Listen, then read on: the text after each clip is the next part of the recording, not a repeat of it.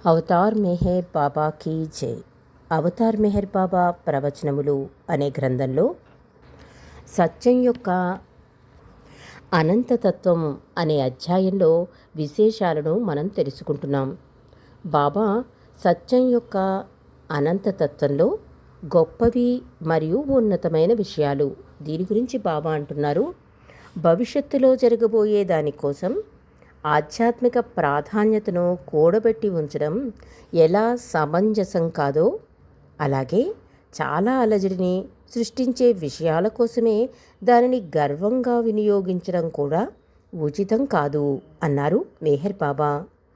జీవితంలో కేవలం గొప్పవిగానో ఉన్నతమైనవిగానో కనిపించేవే ఆధ్యాత్మిక ప్రయోజనంతో కూడుకున్నవి అని అనుకోరాదు.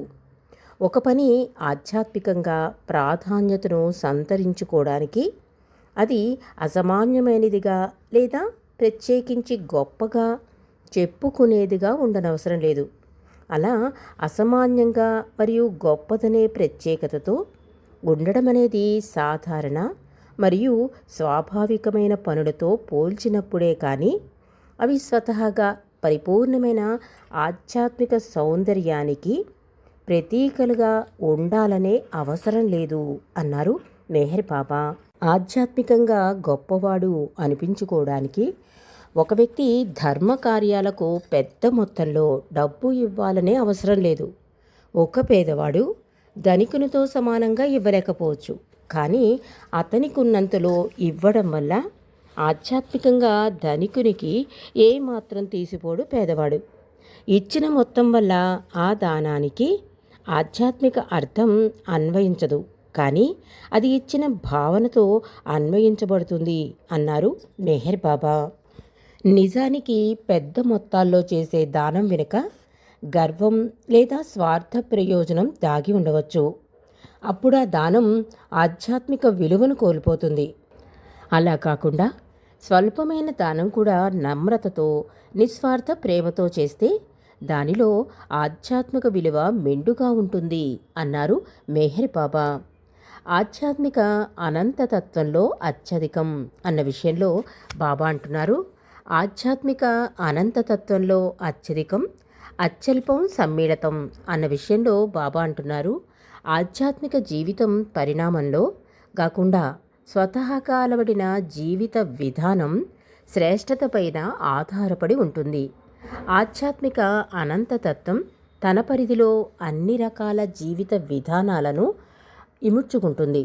దానిలో గొప్పవిగా చెప్పబడే పనులు మరియు చిన్న పనులు అన్నీ ఇమిడి ఉంటాయి. అత్యధికమైన దానికంటే అధికమైన ఆధ్యాత్మిక అనంతతత్వం అల్పమైన దానికన్నా అల్పమైనది కూడా, మరియు అది ఘటించు అన్ని ఘటనల ద్వారా వ్యక్తం చేసుకుంటుంది. అవి బాహ్యంగా అల్పమైనవైనా అధికమైనవైనా సరే, సత్య చైతన్యం నుండి వెలువడితే ఒక చిరునవ్వు లేదా ఒక చూపు కూడా ఒక ప్రయోజనం కోసం అర్పించబడిన జీవితంతో సమంగా తొలతూగుతాయి అన్నారు మెహర్ బాబా.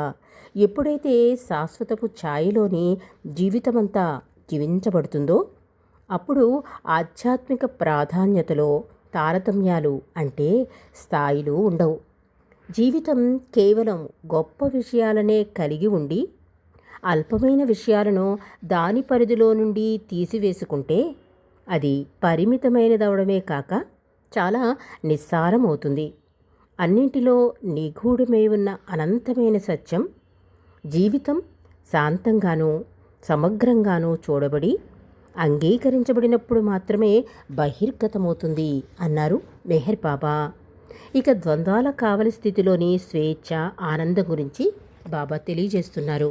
అహంకారంతో ముడిపడిన కోరికలు మరియు స్వాభిలాషల మూలంగా పరిమితులు చోటు చేసుకుంటాయి. తన స్వాధీనంలోనే అన్నీ ఉండాలనే అభిప్రాయం ఏ రకంగా వ్యక్తం చేయబడినా అది పరిమితులకు దారితీస్తుంది. అంటే ఉదాహరణకు ఒక వ్యక్తి ఇంకొక వ్యక్తి ప్రేమను కోరి అది సాధించలేక మరొక వ్యక్తి సాధించినందువల్ల ఓటమి పాలైతే అప్పుడు అతనిలో ఆత్మ యొక్క స్వేచ్ఛా జీవితం కుదింపబడి అణిచివేతకు లోనవుతుంది. ఆ వ్యక్తి ఆ పరిమితుల జ్ఞాపకాల తీవ్రతకు లోనవుతాడు. తీవ్రమైన ఈర్ష్య యొక్క ఆవేదనకది మూలస్థానమవుతుంది. కానీ ఆ వ్యక్తి ఆ సందర్భంలో ఏ ఆకాంక్షలు లేని నిష్కపట హృదయంతో దానిని గ్రహిస్తే ఇతర వ్యక్తి పొందగలిగిన ప్రేమను, దాని సహజ సౌందర్యాన్ని గ్రహించగలుగుతాడు. తను ఆశించిన దానిని వదులుకోవడం ద్వారా వచ్చే స్పష్టమైన అవగాహన వల్ల అతడు ద్వంద్వాల కావల స్థితిలోని స్వేచ్ఛను రుచి చూడడమే కాక దాని ఆనందాన్ని పొందుతాడు. ఇతర వ్యక్తి పొందిన ప్రేమను తాను పొందినట్లుగానే భావిస్తాడు. జీవితం యొక్క అన్ని రకాల ఏకత్వాన్ని తనలోనే అనుసంధానమైనట్లు భావించడం ద్వారా అతడు ఏదో ఒక వ్యక్తిత్వం ద్వారానే కావాలనుకోవడాన్ని ఇక ఎప్పటికీ ఆకాంక్షించడు అన్నారు మెహర్ బాబా. మరిన్ని విశేషాలను రేపు తెలుసుకుందాం. అవతార్ మెహర్